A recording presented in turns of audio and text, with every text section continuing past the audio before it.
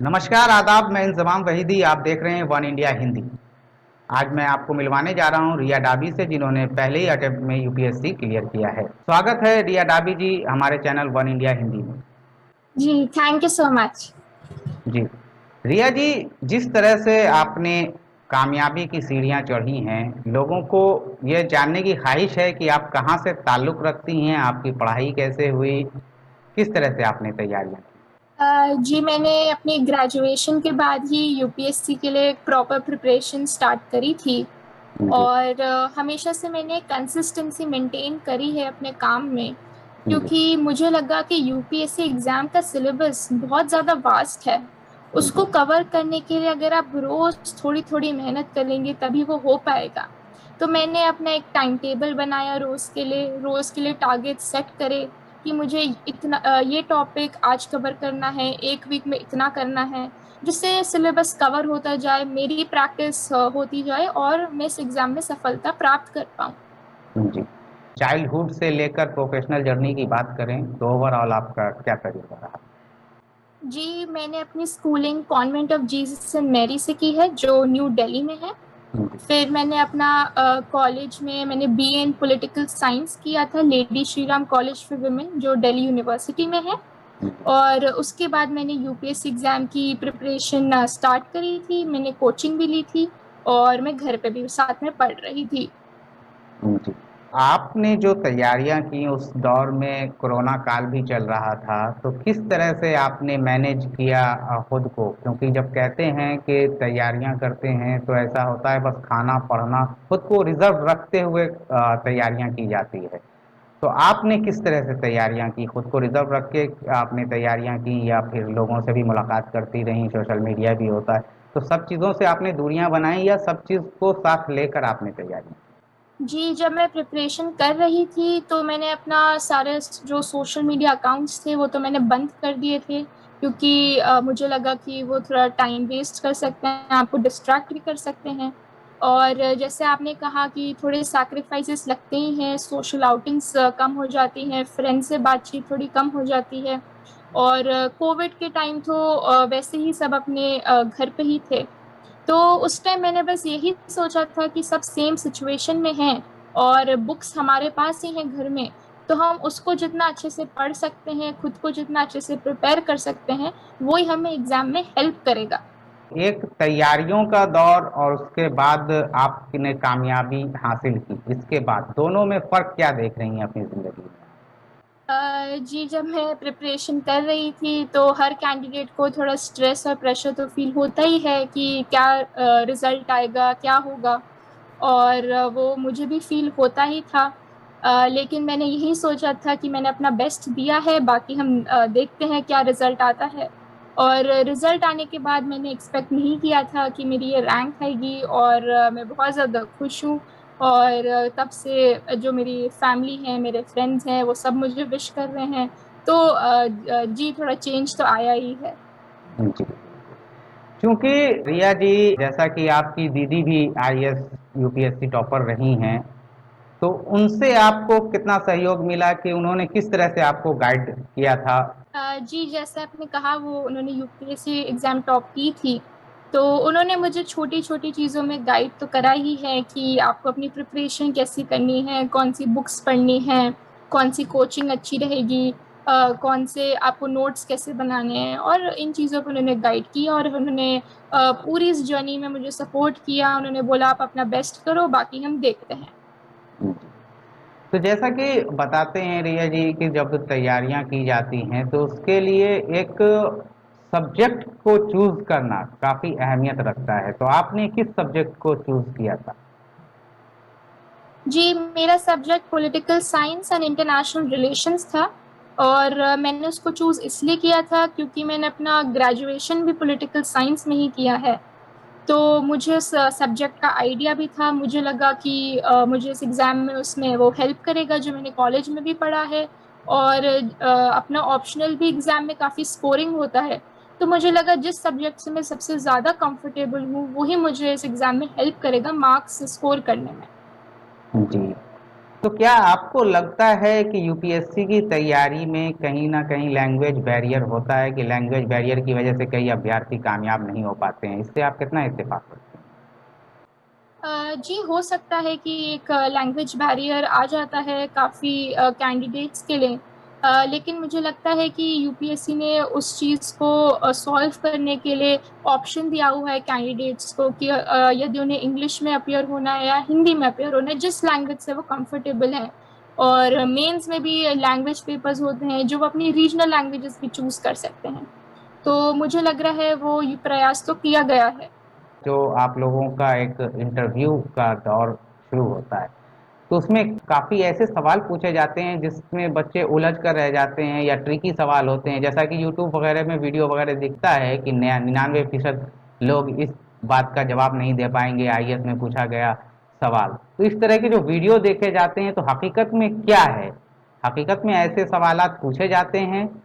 आपका तजुर्बा क्या रहा है? आपसे किस तरह के सवाल किए गए और आपने उनका जवाब क्या दिया? जी मुझे लगता है कि ऐसे ज़्यादा ट्रिकी क्वेश्चंस तो नहीं पूछे जाते हैं। ज़्यादा क्वेश्चंस आपके डैप से, आपके हॉबीज से, आपकी पर्सनालिटी से ही रिलेटेड होते हैं। और जहाँ की मेरा एक्सपीरियंस रहा है, क्योंकि मेरे पास कोई प्रोफेशनल एक्सपीरियंस नहीं था, मैंने कभी कोई जॉब की नहीं है, मैंने सीधे कॉलेज के बाद ही प्रिपेयर करना स्टार्ट किया था। तो काफ़ी लोगों से उनकी जॉब के बारे में पूछा जाता है। मेरे केस में ऐसा नहीं था, तो उन्होंने मुझे काफ़ी प्रैक्टिकल क्वेश्चंस और केस स्टडीज पूछे थे इंटरव्यू में कि यदि अगर आप किसी स्टेट के चीफ सेक्रेटरी हो या चीफ मिनिस्टर हो, ये प्रॉब्लम्स हो, तो आपके क्या सोल्यूशंस होंगे। तो ये चीज़ें थोड़ी हो जाती हैं डिफ़िकल्ट आपको ऑन द स्पॉट आंसर करने में। लेकिन यदि आपने इंटरव्यू के पहले अपनी प्रिपरेशन की होती है, आपने मॉक इंटरव्यूज़ भी दिए होते हैं, तो वो आपको हेल्प करते हैं। और इंटरव्यू में मैंने ये भी एक्सपीरियंस किया है, जो बोर्ड मेंबर्स होते हैं वो काफ़ी ज़्यादा सपोर्टिव होते हैं। वो यदि आपको अगर कोई क्वेश्चन बाय चांस अगर आपको नहीं आ रहा है, तो वो आपको क्लूज भी देंगे कि आप अपना आंसर फ्रेम कर सकते हैं। तो उस सिचुएशन में वो भी काफ़ी हेल्प करता है। तो आपका इंटरव्यू का ओवरऑल तजुर्बा कैसा रहा, कि किस तरह से, मतलब एक जब इंटरव्यू में जाने से पहले दिल में शक व शुबा रहता है कि यार किस तरह के सवाल किए जाएंगे, और मतलब एक डर सा बना रहता है, तो जब आप इंटरव्यू फेस कर रही थी तो उस वक्त आपको क्या महसूस हो रहा था? जी जैसा आपने कहा, हर कैंडिडेट नर्वस तो होता ही है, और मैं भी सिमिलरली नर्वस थी। लेकिन मैंने यही सोचा था कि अपना मैं कॉन्फिडेंस और कंपोजर मेंटेन करके ही अंदर जाऊंगी रूम में। और मैंने वैसा ही किया था। मैंने जो बोर्ड मेंबर्स थे उन्होंने मेरे डैफ से रिलेटेड क्वेश्चंस, मेरे हॉबी से रिलेटेड क्वेश्चंस पूछे थे। जैसे मैंने कहा, उन्होंने केस स्टडीज मुझे दिए थे। और साथ में जो उस दिन जो सुबह न्यूज़पेपर आया था, तो हम्म। उसमें उस दिन हमारे प्रधानमंत्री ने उज्ज्वला योजना 2.0 लॉन्च करी थी उसी दिन। तो उससे रिलेटेड भी क्वेश्चंस आ गए थे। तो मैं ये भी कहूंगी कि उस दिन आपको न्यूज़पेपर तो जरूर पढ़ के जाना ही चाहिए। जी। तो आपने अभी हॉबी की बात करी, तो आपकी क्या क्या हॉबीज हैं? जी मेरी हॉबीज हैं, मैं बुक्स बहुत ज़्यादा पढ़ती हूँ बचपन से ही। और साथ मुझे पेंटिंग का भी बहुत शौक है। जैसे हमारा जो इंडियन फोक आर्ट है, तो उससे मैं सौरा पेंटिंग्स और मधुबनी पेंटिंग्स बहुत ज़्यादा बनाती हूँ, तो वो मेरी हॉबीज है। जी। तो जब इंसान यूपीएससी की तैयारी करते रहता है भैया जी, जब यूपीएससी की तैयारी की जाती है, तो इंसान काफ़ी मतलब एक रिजर्व हो जाता है, उसके बाद तैयारियों में जुट जाता है। तो कहते हैं कि काफ़ी देर तक, मतलब घंटों पढ़ाई करनी होती है। तो आपका क्या सिलसिला था? आप कितने घंटे पढ़ाई करती थी? जब आप स्ट्रेस फील करती थी तो उसके बाद रिलैक्स होने के लिए क्या करती थी? जी आपने सही कहा, 1% रिजर्व हो ही जाता है। और मिनिमम 8 to 10 आवर्स तो मेरी पढ़ाई रहती थी हर दिन, और कभी कभी 12 to 13 आवर्स भी हो जाता था। जी। और कभी कभी जब मुझे स्ट्रेस फील होता था, तो मैं अपनी हॉबीज में ही इंडल्ज करती थी। कभी मैं कोई बुक पढ़ लेती थी, कभी थोड़ी पेंटिंग कर लेती थी। और मेरी हैबिट भी रही है कि मुझे रोज थोड़ा वर्कआउट भी करना है, थोड़ा वॉक करना है, तो उससे भी आपका स्ट्रेस रिलीज हो जाता है, माइंड रिफ्रेश हो जाता है और आप रिलैक्स हो जाते हैं। जब से आप तैयारियां कर रही थी, उससे लेकर एग्जाम देने तक आपको क्या क्या चुनौतियां सामने आई, कि किस तरह से आप उससे उभर कर आगे आई? जी मुझे लगता है हर कैंडिडेट की जर्नी में काफ़ी डिफ़िकल्टीज आती हैं। मेरे लिए एक तो यही था थोड़ा, हमेशा मेरे पे एक प्रेशर बना ही रहता था बाहर वालों की तरफ से कि मेरी सिस्टर ने एग्ज़ाम टॉप करी है, तो लोग आपसे भी थोड़ी एक्सपेक्टेशंस रखने लग जाते हैं। और साथ में कोविड-19 पैंडेमिक भी उस टाइम आ गया था, तो उससे भी जैसे क्लासेस बंद हो गई थी, सब कुछ ऑनलाइन चल रहा था, आप अपने घर पे ही थे। और कोविड की वजह से एग्जाम भी काफी मतलब पोस्टपोन होती गई। अनसर्टेनिटी थी कि एग्जाम होगी कब, तो उससे भी थोड़ा डिफिकल्ट हो गया था। तो ये सब चुनौतियां मैंने फेस की थी। जी, एक वेल इस्टेब्लिश फैमिली से बिलोंग करती थी तो आपने तैयारियां बआसानी कर ली।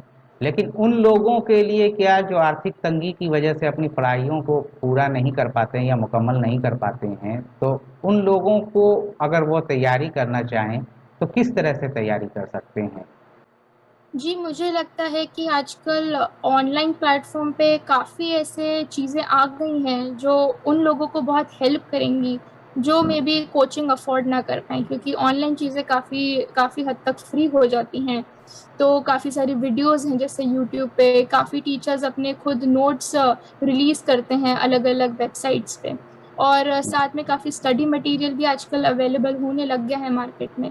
तो ये सब चीज़ें उन स्टूडेंट्स को हेल्प कर सकती हैं। बचपन से आपका ख्वाब यूपीएससी की तैयारी करना, तो यूपीएससी निकालना था या कुछ और था? इसके लिए आप प्रेरणा स्रोत किसे मानते हैं?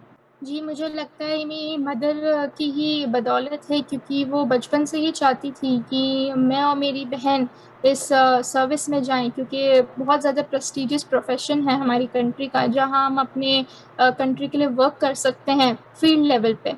जी। तो उन्होंने हमेशा से मुझे इंस्पायर कराई है, और जब मेरी सिस्टर का भी सिलेक्शन हो गया था, उन्होंने टॉप भी किया, तो तब मेरी मोटिवेशन और ज़्यादा स्ट्रांग हो गई कि मुझे भी एग्ज़ाम देनी ही है और इसे क्रैक करना है। जी, मतलब ओवरऑल अपनी माँ और बहन से प्रेरित होकर आप इसमें आए। जी। आपको चॉइस दिया जाए कि इस कैडर में जाना है तो आपकी प्राथमिकता क्या रहेगी कि आप किस राज्य में जाना चाहेंगी? जैसे आप लोगों को चॉइस दिया जाता है कि हाँ, आप अपने होम टाउन में या अपने इस पे पोस्टेड हों, तो आपकी प्राथमिकता क्या रहेगी कि किस राज्य में आपकी पोस्टिंग हो? जी मैंने अपना प्रेफरेंस राजस्थान के लिए दिया हुआ है। जी।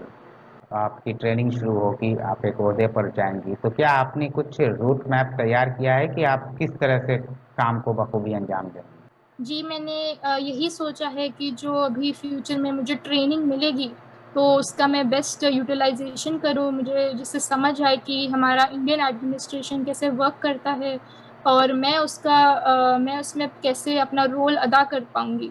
और जो भी मुझे फ्यूचर में जहाँ पे भी जिस एरिया में पोस्टिंग मिलेगी, मैंने यही सोचा है कि मेरा जो प्रायोरिटी एरिया होगा वह विमेन एम्पावरमेंट ही होगा, क्योंकि मुझे लगता है कि वुमेन का पार्टिसिपेशन बहुत ज़्यादा ज़रूरी है, चाहे वो एजुकेशन में हो, हेल्थ में हो, इंडस्ट्री में हो, एग्रीकल्चर में हो। तो मुझे लगता है मैं उसी के लिए काम करना चाहूँगी।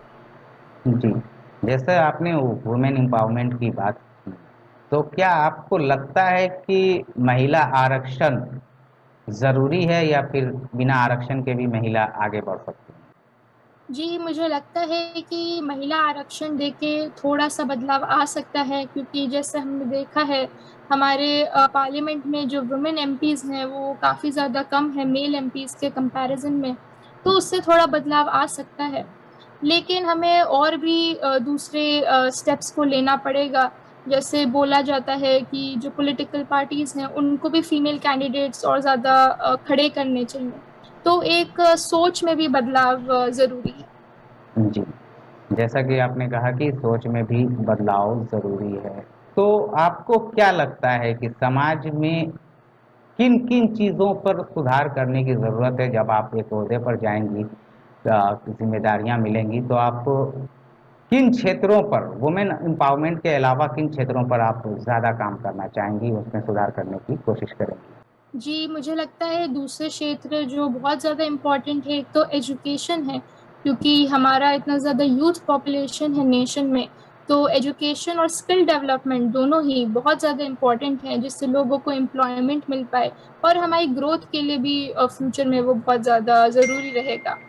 और साथ में मुझे लगता है कि हेल्थ सिस्टम में भी मैं वर्क कर सकती हूँ, क्योंकि जैसे कोविड-19 पैंडेमिक में ही हमने थोड़ा देखा था कि हेल्थ इंफ्रास्ट्रक्चर, हेल्थ सिस्टम में काफ़ी चेंजेस हमें रिक्वायर्ड हैं अगर फ्यूचर में भी ऐसे पैंडेमिक्स आए। तो हेल्थ सिस्टम में भी बदलाव ज़रूरी है। यूपीएससी एस्पिरेंट को क्या संदेश देना चाहेंगी और उन युवाओं को क्या संदेश देना चाहेंगी जो अपनी कैरियर की तलाश कर रहे हैं और आगे कामयाबी पाना चाहते हैं, लेकिन कहीं ना कहीं कुछ कुछ मुश्किलें आ रही हैं जिस वजह से वो कामयाब नहीं हो पा रहे, तो ऐसे युवाओं को आप क्या संदेश देना चाहेंगे? जी, मैं उन्हें यही बोलना चाहूँगी कि सिविल सर्विसेज की एग्ज़ाम काफ़ी ज़्यादा डिफ़िकल्ट होती है, और उन्हें लेकिन गिव अप नहीं करना चाहिए, उन्हें होप लूज़ नहीं करनी चाहिए। उन्हें अपना हार्ड वर्क पूरा अच्छे से पुट इन करना चाहिए, उसमें बिलीव करना चाहिए, और बिल्कुल भी क्विट नहीं करना चाहिए। और अगर उनकी काफ़ी स्ट्रॉन्ग विल रहेगी कि उन्हें एग्ज़ाम क्रैक करनी है, तो मुझे लगता है उन्हें सफलता ज़रूर प्राप्त होगी। जी, आप महिला हैं और आपने कामयाबी की सीढ़ियां चढ़नी शुरू की हैं, तो उन महिलाओं के लिए कुछ संदेश देना चाहेंगी आप जो मतलब हार मान लेती हैं कि यार समाज में मेरे लिए कोई जगह नहीं है, तो उन महिलाओं के लिए आपका क्या संदेश है? जी, मैं उन महिलाओं को ये बोलना चाहूँगी कि वो ये जो रिज़ल्ट्स अनाउंस हुई है वो ये देखें कि टॉप 25 जो हैं कैंडिडेट्स, उसमें से 12 तो वुमेन कैंडिडेट्स ही हैं। तो मैंने ये बताना चाहूँगी कि अगर इन 12 वुमेन कैंडिडेट्स ने ये सफलता प्राप्त करी है, तो वो उनसे कम नहीं है, वो भी ये ज़रूर कर सकती हैं। तो उन्हें बिल्कुल भी क्विट नहीं करना चाहिए और लगे रहना चाहिए। बहुत बहुत शुक्रिया रिया जी हमारे साथ जुड़ने के लिए। जी, शुक्रिया। ये थी हमारे साथ रिया डाबी जी, जिन्होंने फर्स्ट अटेम्प्ट में ही यूपीएससी क्लियर किया है, जिन्होंने बताया कि किस तरह से लोग अपनी दृढ़ शक्ति से कामयाब हो सकते हैं। ताज़ा तरीन अपडेट के लिए जुड़े रहें वन इंडिया हिंदी के साथ। नमस्कार, आदाब।